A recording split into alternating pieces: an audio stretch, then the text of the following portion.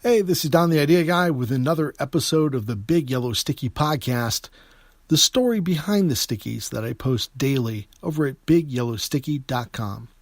Today is episode 50, and the title of today's sticky is Wrong Wins. The text on the note reads, "Proving the customer wrong will be the most expensive argument you'll ever win." And here's the story behind the sticky.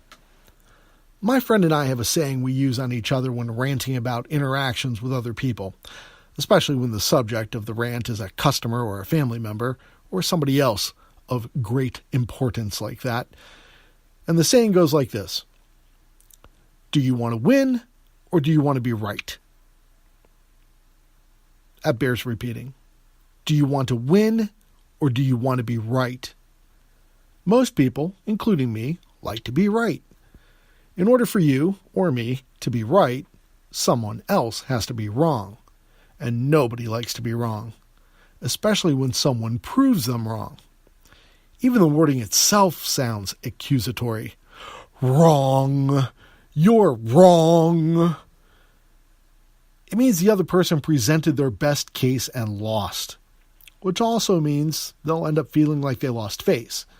And when a customer loses face to a salesperson or a service provider, it's likely they'll never show their face at that business again. There's another guy just like you who sells the same stuff as you do for about the same price as you, who's been trying to get an appointment with your customer for months, and now it's his lucky day because one of the only differences between your company and theirs is that this new guy doesn't know the customer was wrong. Now, we both know the old cliche about the customer is always right isn't exactly accurate, but the goal is to always make the customer feel like they're right, especially when they're dead wrong. This is how you achieve a win instead of being right. Whenever possible, arrange it so the customer finds the error they made and let them bring it up first. You can subtly point them in the right direction and allude to that fact by saying something like, "Gosh, I swore we agreed that project would be delivered next week and not this week. I think we traded an email about it last Wednesday. I'm not at my desk right now, but could you check your inbox and see if I got the date wrong?"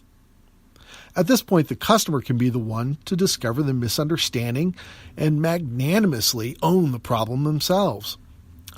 "Oh, you're right. Here it is. I remember seeing it now. My fault. I've just been so busy juggling too many deadlines." Now, right here they might add, "Don't worry about it. Next week is fine."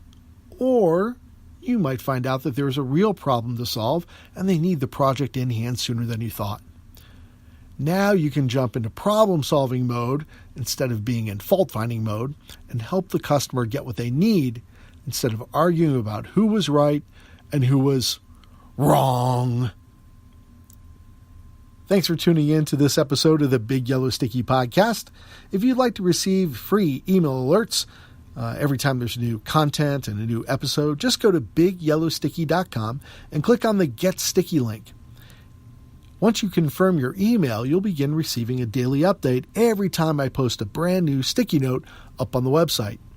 Those sticky notes are written by hand using Sharpie marker on a 3x3 yellow Post-it note, and then I post it and publish it for the world to see on the website. In that email, you'll also receive an email link to the podcast, to this special audio track that's just for you, where you can hear the story behind the sticky, just like the one you're listening now. Thanks for tuning in to today's episode of the Big Yellow Sticky Podcast, and come back tomorrow when I'll have a brand new episode to share with you.